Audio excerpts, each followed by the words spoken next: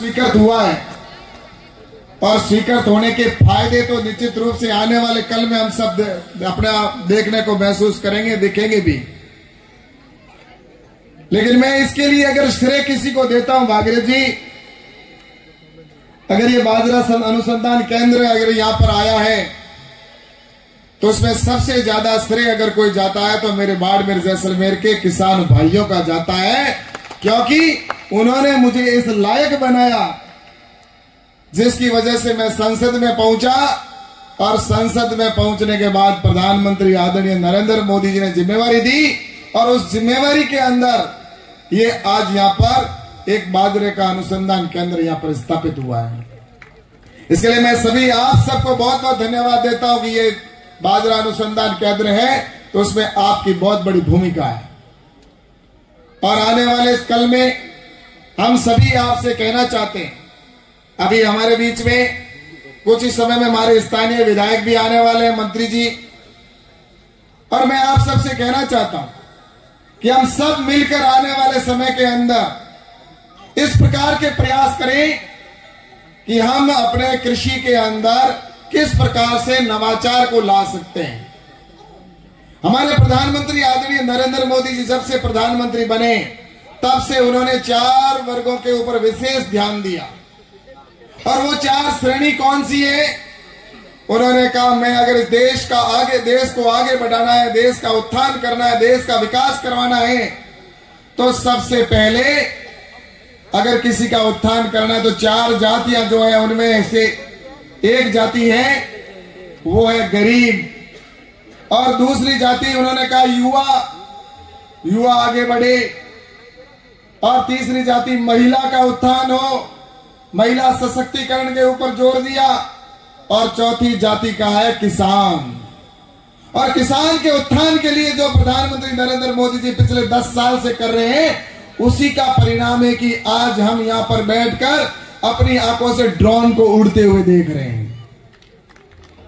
आज आपने देखा होगा कभी यहां पर किसानों ने ड्रोन से भी कुछ डेमोन्स्ट्रेशन किए, यहां पर जो साइंटिस्ट है उन्होंने। मैं आप सबसे एक बात जरूर निवेदन करना चाहता हूं, यहां पर ऑर्गेनिक की बात हुई, यहां पर जिस प्रकार से किसान सम्मान निधि की भी बात हुई, हर प्रकार से मोदी जी सपोर्ट कर रहे हैं, लेकिन धरातल पर उतारने का काम अगर कोई करेगा तो वो तो अपने को ही करना पड़ेगा। मोदी जी सुविधा दे सकते हैं, लेकिन धरातल पर उतारने का काम हम सबको करना पड़ेगा। अभी मैं जब यहां पर एग्जीबिशन में गया था, भागीरथ जी हमारे साथ में थे, आदरणीय मंत्री जी, और उनको मैंने पूछा, जब वो ड्रोन वाले खड़े थे उनसे मैंने पूछा, मैंने कहा आपने कितनी जगह पर ड्रोन उड़ाया? तो उन्होंने कहा कि हमने 25 स्थानों पर ड्रोन उड़ाया। मैंने कहा अगर ये ड्रोन मिल जाए और मैं ऐसे ही आपकी तरह मुझे कोई जिम्मेवारी दे दे तो मैं तो एक दिन में 25 गांव खेतों में उड़ा के आ सकता हूं। मेरा ये कहना है कि आप भी उसमें सहयोग करो, खुद उसका उपयोग करो तो उसका फायदा, वरना ये ड्रोन है, टेक्नोलॉजी लाए, मोदी जी ने स्वीकृति दी है, ये परमिशन बड़ी मुश्किल से मिली है, हमने प्रयास किए उस समय मैं जब कृषि मंत्री था, जब पहली बार, क्योंकि ड्रोन से खेती करने की स्वीकृति दूसरे देशों में तो थी लेकिन हिंदुस्तान में नहीं थी परमिशन, क्योंकि 70 साल जिनकी सरकारें रही उन्होंने कभी किसान को नई टेक्नोलॉजी देने का काम भी नहीं किया था, कोई न कोई बाधा डालने का काम किया था। और उनका ये काम था कि अगर ये ड्रोन उड़ गया तो बहाना क्या बनाया कि बहाना ये बना दिया कि सीमावर्ती क्षेत्र है, इसलिए किसान का अगर ड्रोन है उससे अगर पेस्टिसाइड डालेंगे तो कोई दूसरे देश में चला जाएगा, उसकी परमिशन नहीं मिलनी चाहिए। दूसरा एक और दे दिया कि एक खेत में छिड़काव करेगा उसका दूसरे में असर जाएगा। ऐसे ऐसे बहाने साइंटिस्टों से बुलवाए, तो कहीं पर रक्षा मंत्रालय से ये चीजें बुलवाने का काम किया गया। लेकिन जब यहां पर आप सबको पता है टीडी आई थी, लोकस्ट जब यहां पर आया था तो पहली बार मैंने कहा उस समय हमारे मंत्री आदरणीय तोमर साहब ने, और हमने मंत्री जी प्रधानमंत्री जी से बात की कि ये लोकस्ट को अगर इस टीडी को समाप्त करना है तो आप ड्रोन में छूट दीजिए। और ड्रोन से छूट दी, उससे पेस्टिसाइड करके उस टिड्डी को मारने का काम किया था उस समय। और उसके बाद में हमने कहा कि ये कृषि के अंदर भी इसका उपयोग होना चाहिए। तो उसके बाद में प्रधानमंत्री जी ने कहा कि इसकी छूट होनी चाहिए। तो फिर रक्षा मंत्रालय और सब जगह से छूट मिली और उसी की वजह से ड्रोन से आज हम पेस्टिसाइड या दूसरी प्रकार से खाद का छिड़काव कर सकते हैं। इसलिए इसका उपयोग करो। हम जहर की बात तो करते हैं, पहली बात तो जहर छिड़कना भी नहीं है हमारे लिए, तो जैसा नेचुरल फार्मिंग की बात कर रहे हैं, लेकिन खाद के अंदर तो हम जिस प्रकार से गोमूत्र है उसका भी तो छिड़काव कर सकते हैं, ऑर्गेनिक छिड़काव हम खाद का कर सकते हैं। तो वो अगर हम उससे करेंगे, पेस्टिसाइड का भी अगर करते हैं तो कम से कम जहर हमारी सांसों में तो नहीं जाए, हम कम समय के अंदर सारा छिड़काव कर सकते हैं और वो जहर से भी हमें मुक्ति मिल सकती है। तो इस प्रकार से एक टेक्नोलॉजी की मैंने एक आपको बात कही है। ऐसे न जाने कितने कितने परिवर्तन किए गए होंगे इस देश के अंदर। इस देश के अंदर आपको बताना चाहता हूं कि जिस प्रकार से किसान सम्मान निधि का अभी बात किया गया, जिक्र किया गया, मैं आपसे कहूंगी इस देश के अंदर किसानों के ऊपर जिन लोगों ने 60 साल जो जिस तरह से छलावा किया था, उनको भगवान भी कभी माफ नहीं करेगा। इस देश में कृषि का टोटल बजट जो था वो बजट ही 20-21 हजार करोड़ रुपए हुआ करता था। अधिकतम 23,000 करोड़ रुपए 2023 के अंदर था, 13 के अंदर जब 2013 के अंदर कांग्रेस की सरकार, यूपीए की सरकार थी उस समय। और आज वह कृषि का जो बजट है वो बढ़कर 1,25,000 करोड़ से अधिक हो चुका है, यानी कि 5 गुना 6 गुना वृद्धि कर दी गई है। उसका फायदा हम सबको मिल रहा है। उसी के अंदर 60,000 70,000 करोड़ रुपए तो सीधा किसान सम्मान निधि के किसान के खाते में आता है। ये पैसा आज देने का काम प्रधानमंत्री नरेंद्र मोदी जी ने जिस प्रकार से किया है, और इसी प्रकार से मैं आपसे कहना चाहता हूं कि जो छोटी छोटी कई बातें जिसका फायदा आपको मिला होगा, मैं आपको बताना चाहता हूं। मतीरे का बीज जब मैं मंत्री बना था उस समय 40 रुपए किलो के अंदर बेचते थे हमारे यहाँ के किसान। और उस समय एक प्लानिंग के तहत कुछ व्यापारी ऐसे मिलकर कि विदेश से हम उस समय इंपोर्ट खोल दो। जैसे ही मतीरे का बीज हमारे किसान का आता है उसी समय विदेश से खोल देते हैं। भागीरथ जी, ये बात आप थोड़ा विशेष ध्यान रखना। मैं आपसे कहना चाहता हूं कि उस समय 40 रुपए थे, मैंने 6 महीने के लिए वहां पर इंपोर्ट के ऊपर रोक लगा दी। मैंने हमारे मंत्री जी, उस समय कैबिनेट मंत्री जी थे तोमर साहब को, मैंने कहा इसको रोक लगाओ, क्योंकि अभी मेरे किसानों का मतीरे का बीज खेत से बाहर आने वाला है बिकने के लिए। आप इसको अभी रोक दो, अगर ये खुल गया तो मेरे किसानों का कौन खरीदेगा, औने पौने भाव में बेचना पड़ेगा। तो उसको जब रोका, 6 महीने पर रोक के रखा, उसका परिणाम ये रहा कि उसी साल जो 40 रुपए में बिकता था वो 120 रुपए किलो के अंदर मतीरे का बीज बिका। फिर दूसरे साल फिर मैंने ऐसे ही किया, 6 महीने फिर रोक लगा दी।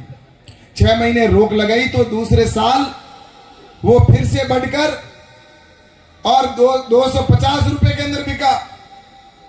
फिर तीसरे साल और रोक लगाई मैंने, और तीसरी साल रोक लगाई तो उसका परिणाम ये रहा कि जो 40 रुपए किलो के अंदर मतीरे का बीज बिकता था वो 400 रुपए किलो के अंदर किसानों ने मतीरे का बीज बेचा। ये होता है पॉलिसी से, मोदी जी की यही पॉलिसी है कि किसान को फायदा मिले। और अभी भी मैं आपसे भागीरथ जी निवेदन करना चाहता हूं कि इनके ऊपर नकेल कस के रखो। ये जो व्यापारी होते हैं वो व्यापारी किसी न किसी बहाने से इस किसान का हित का कभी नहीं सोचते, वो सिर्फ यही सोचते कि हमें फायदा कैसे मिले। इसलिए मेरा आप सबसे निवेदन है, आपसे भी कहूंगा, और हमारी सरकार निश्चित रूप से इस बात के ऊपर कि किसान को अधिक से अधिक फायदा कैसे हो। बाजरे के अंदर भी मैं कहना चाहता हूं, आज बाजरे की क्या रेटें हुई, हम बाजरा अनुसंधान केंद्र के अंदर खड़े हैं। बाजरे से कितने प्रकार के प्रोडक्ट बनते हैं। अभी हमने कुरकुरे खाए बाजरे के, वैल्यू एडिशन करके बेचने का काम शुरू हुआ। बाजरे से बिस्किट बनना, बाजरे की चॉकलेट बनना, बाजरे के केक बनना, ये सारी चीजें वैल्यू एडिशन करने का काम हमारे प्रधानमंत्री आदरणीय नरेंद्र मोदी जी का तक प्रयासों से हुआ। आज उससे वैल्यू एडिशन हो रही है। और मैं आपसे यह भी कहना चाहता हूं कि बाजरा के अंदर ये रेट बढ़ना किसान के लिए जितना लाभकारी हुआ है, मैं जब मंत्री बना था, मैं सांसद बना, उस समय बाजरा सिर्फ 1100-1200 रुपए क्विंटल के अंदर बिकता था। लेकिन हमने प्रधानमंत्री जी से बात की कि गुजरात में और राजस्थान में सबसे ज्यादा बाजरा उत्पादन होता है, इसका अगर अच्छी रेट मिल जाए मेरे किसान को तो उसको अच्छा फायदा मिलेगा। और प्रधानमंत्री जी ने यूएनओ के अंदर प्रस्ताव रखकर और कहा कि 2023 मिलेट्स ईयर के रूप में मनाया जाएगा। और 2023 में जब मिलेट्स ईयर मनाया गया और मोदी जी ने दुनिया के अंदर जाके कहा कि आप बाजरा खाओ, बाजरा और जो मिलेट्स है उसका नाम भी श्री अन्न रख दिया कि ये सबसे अन्नों का राजा अगर कोई है तो वो है मिलेट्स यानी कि बाजरा। बाजरा खाने से स्वास्थ्य का लाभ होता है। ये बात प्रधानमंत्री जी ने दुनिया में कही तो पूरी दुनिया बाजरा खाने लगी। और जब बाजरे की मांग बढ़ी, और मांग इसलिए बढ़ी कि पहले लोग बाजरे को गरीबों का धान कहते थे कि ये तो गरीबों के खाने का अनाज है। लेकिन मैं आपसे कहना चाहता हूं कि आज सबसे बड़ा अमीर है ना, वो भी कहता है यार मैं तो बाजरे की रोटी खाता हूं, ये कह के और अपने आप को खुशी महसूस करता है। आज 5 स्टार 7 स्टार होटलों के अंदर भी बाजरे की रोटी बनती है। कितनी खुशी होती है, बाजरे की रोटी बनती है कि उसका फायदा आज 5 स्टार होटल में पहुंची तो उसका फायदा किसान को यह हुआ कि उस 2013-23 के अंदर मिलेट्स ईयर मनाया, दुनिया में डिमांड मांग बढ़ी और उसका परिणाम यह रहा कि आज देसी बाजरी हमारी जो 1300-1200 में बिकती थी वो आज बाजरा 3000, 3500 और 4000 रुपए के अंदर बिकता है। तो उसका सबसे ज्यादा फायदा मेरे किसान भाइयों को होता है कि नहीं होता, मुझे बताइए। ये सारे प्रधानमंत्री नरेंद्र मोदी जी का लक्ष्य एक ही, उद्देश्य एक ही है कि मेरे किसानों के लिए मैं क्या करूं। और मैं आप सबको बताना चाहता हूं, आप सबसे निवेदन करना चाहता हूं कि आप वैल्यू एडिशन यानी कि इसकी मूल्य को कैसे बढ़ाएं, इसके लिए हमें प्रयास करना चाहिए। ये एफपीओ बनाया गया यहाँ पे, देश भर में कई एफपीओ बनाए, ग्रुप बनाकर किसानों को दिए गए सरकार के द्वारा। यहाँ पर गुड़ामालानी के अंदर तो 2 एफपीओ दिए गए, एक ही पंचायत के अंदर, समिति के अंदर। एक रूटीन में जो एफपीओ आता है वो, तो कुछ किसान आए कि हमें स्पेशल ऑर्गेनिक का एक एफपीओ चाहिए। मैंने कहा क्या चिंता करते हो, आप काम करना चाहते हो ना, 1 क्यों 2 ले जाइए। और हाथों हाथ वहां पर स्वीकृत करके दिया। और आज यहाँ पर गुड़ामालानी में ऑर्गेनिक का एक एक्स्ट्रा एफपीओ भी यहाँ पर काम कर रहा है, जिसका हमें अभी आकर यहाँ पर प्रोडक्ट उन्होंने वैल्यू एडिशन करके हमें भी खिलाया। और आप बाजार के अंदर भी उनके उत्पादन को बिस्किट बनाकर बेचते हुए देखने को मिलते हैं। तो जीरे के भी ऑर्गेनिक देखने को मिलते हैं।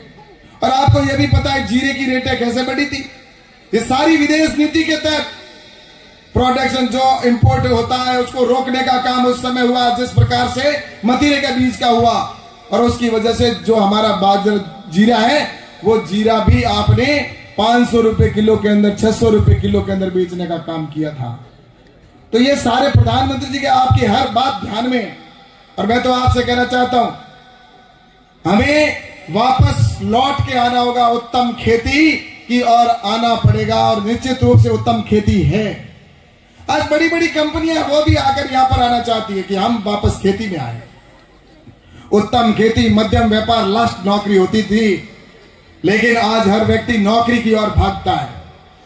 और मैं आपसे कहना चाहता हूं कि जिस आने वाले वक्त के अंदर फिर से लोग खेती की ओर आएंगे। अभी मैं आपको बताना चाहता हूं कि पशुपालन हमारा कितना महत्वपूर्ण होता है। अभी यहां पर देवाराम मेघवाल है, हमारे घर जाके वो अभी यहां पर आए थे, इनको प्रमाण पत्र दिया। आज उन्होंने एक सरकार की स्कीम है और उस स्कीम के तहत हमने वो प्रोजेक्ट के अंदर से सैंक्शन किया और उनको 100 बकरियां दी थी उस समय।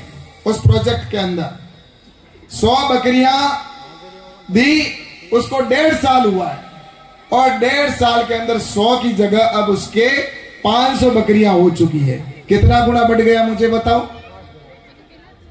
कहा है देवाराम जी, इधर आप ऊपर आओ। ये खड़ा मेरा भाई बहुत अच्छी मेहनत कर रहा है। अरे पैसे कमाने कैसे भी हो ना, हमारी अर्थव्यवस्था मजबूत होनी चाहिए। बताओ आप कितने समय हुआ आपको? 1.5 साल। कितनी बकरियां आपको मिली प्रोजेक्ट में? 105 बकरी उस समय उन्होंने परचेज की और आज कितनी है? 525 बकरियां हैं इनके। ऐसे ऐसे फायदे मोदी जी कर रहे हैं, लेकिन हमें पता नहीं है कि क्या करना है। घर पे बैठो और जाओ, बातें करो। आए थे यहाँ पर, कैलाश जी ने कहा, भागीरथ जी ने बातें की। अरे मैं तो 5 साल तक आपको कहता ही रहा हूँ, एफपीओ से जुड़े कोई बहुत कम लोग जुड़े। ये बैठे प्रहलाद जी रहे, मेहनत कर रहे हैं, आओ सा, जुड़ो सा, करो सा, क्या जुड़ने का नाम ही नहीं। कितना देखो, सुनो, एक और बताऊं, इनको 1 करोड़ रुपया दिया था सरकार ने, मोदी जी की सरकार ने। उसमें से 50 लाख रुपए, कितनी, 500 तो बकरियां कर दी। कितनी, 525 बकरियां और 50 लाख रुपए और दे दिए इनको सब्सिडी के। कितना? और ऐसे ही 4-5 प्रोजेक्ट गायों के भी यहाँ आए। गायों के भी 2-4 प्रोजेक्ट है, जो एक तो पचपदरा में शुरू हो चुका है, ऐसे ही दूसरी जगह पर भी कई प्रोजेक्ट आने वाले हैं। इसलिए मैं आपसे कहना चाहता हूं कि अपन खुद जब तक आगे नहीं आएंगे ना, कुछ करना तो अपने को ही पड़ेगा। नहीं तो भाई देख लो, ऐसा है, आज यहां पर कोई समय लोग आकर हमें गुमराह करके जाते थे। भागीरथ जी, इस जगह पर ऐसे ऐसे सांसद आए, उन्होंने कहा कि आज से कब 1975 के आसपास क्या कि हम इस रेगिस्तान के अंदर अंगूर की खेती कर देंगे। लोगों ने धड़ाधड़ वोट फेंकना शुरू कर दिए। अंगूर की खेती के लिए कौन आया था? आप में से बोलो, कोई कौन कह रहा था भाई? क्या नाम? अमृत जी नाटा, ये सारे ही बोल रहे हैं। अब वो उस समय आए, सांसद का चुनाव लड़ा और उन्होंने कहा अंगूर की खेती करेंगे। कहा, हमारे बाजरे की वहां पर उस समय खेती नहीं होती थी, 15-15, 20-20 अकाल साथ पड़ते थे, कुछ भी चीजें यहां पर नहीं होती थी, रेगिस्तान पड़ा था और उसमें अंगूर की खेती करके गए। लेकिन मैं धन्यवाद देना चाहता हूं मेरे देश के प्रधानमंत्री आदरणीय नरेंद्र मोदी जी को, कि उन्होंने किसानों के लिए जब से कल्याणकारी योजनाएं शुरू की, उसके बाद में यहाँ पर अनार जैसी खेती का हब बन चुका है। आज हिंदुस्तान में सबसे ज्यादा अनार अगर पैदा होता है तो मेरे यहाँ पर पैदा होता है, बाड़मेर, जैसलमेर और इस क्षेत्र, जालोर और इस क्षेत्र के अंदर। होता है नहीं होता? आप मुझे बताओ। उसके लिए सपोर्ट किया सरकार ने कि आपको सब्सिडी मिलेगी, आपको नया बीज दिया जाएगा, आपको पौधे दिए जाएंगे। आज यहाँ पर अंजीर जैसी खेती होने लगी। ये अब होने लगी है जब से प्रधानमंत्री नरेंद्र मोदी जी ने सपोर्ट किया। किसान पहले थोड़ा थोड़ा करने की कोशिश कर रहे थे, लेकिन उनको इतना न तो सफलता मिल रही थी, न मार्केट मिल रहा था।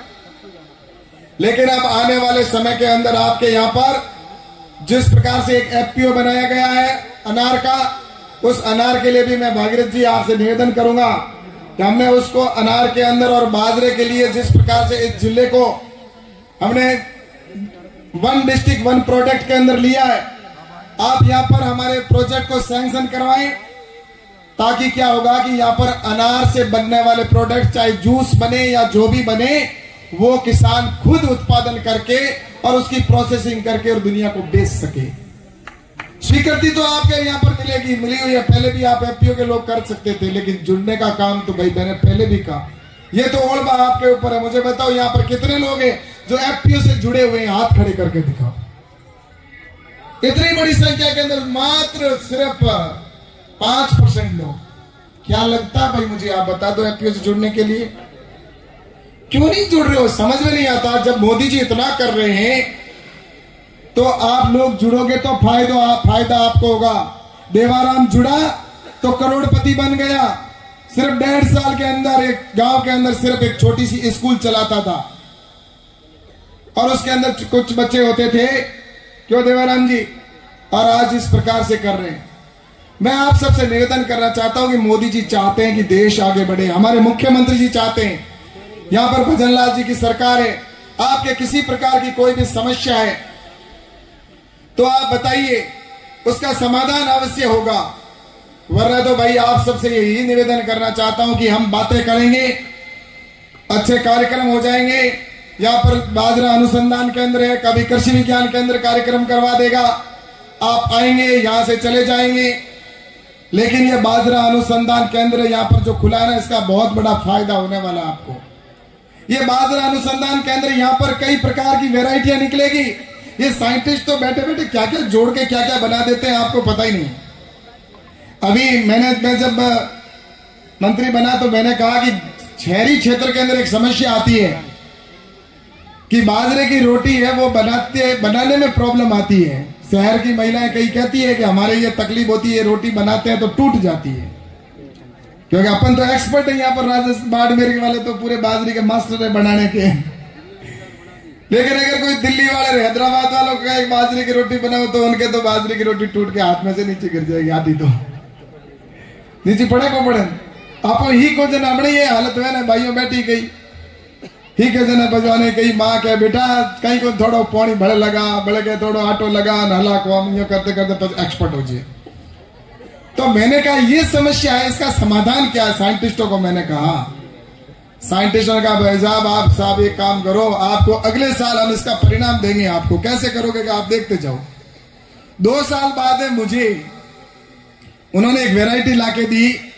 उस वैरायटी के अंदर क्या किया, बाकी सारा बाजरे का ही कंटेंट रखा, लेकिन उसके अंदर जो गेहूं के अंदर जो लुगदी वाला कंटेंट होता है वो उसमें से निकाल दिया और वो निकाल कर बाजरे में डाल दिया। तो क्या हुआ, बाजरा है और चिपकने वाला गेहूं वाला आइटम लगा दिया और दोनों को मिलाकर बाजरे का एक नई वैरायटी निकाल दी। अब वो बाजरे की रोटी को चकले पे बनाती है और आराम से बना के खाती। खानी उनको बाजरी है ना, तो बाजरी तो खा रहे हैं, चकले पे बननी शुरू हो गई। तो ये साइंटिस्ट तो कुछ भी करके इधर उधर जोड़ तोड़ करते रहते हैं। अभी भी ये बहन तारा जी कह रही थी कि हमने एक वैरायटी को इसको नर और मादा को मिलाकर ये कर दिया और आपके यहाँ पर भी होने वाला है। क्योंकि मैं आप सबको ये बात इसलिए कह रहा हूं, ये मैं बात इसलिए आपको कह रहा हूं कि यहाँ पर जो ये बाजरा अनुसंधान केंद्र आया है ना, इससे क्या होगा कि हैदराबाद का वातावरण अलग है, हैदराबाद का कल्चर अलग, वहां का वातावरण अलग है। तो वहां जो बीज तैयार होता है वो वैसी जलवायु का बीज होता है। तो वहां रिसर्च होता है, अपने यहाँ का जलवायु का बीज जो रिसर्च होगा वो अपने यहाँ की मिट्टी को सहन करने वाला, यहाँ के वातावरण को सहन करने वाला बीज तैयार होगा। तो वो बीज हमारे लिए काम आने वाला है, इसलिए यहाँ पर ये बाजरा अनुसंधान केंद्र खुला है।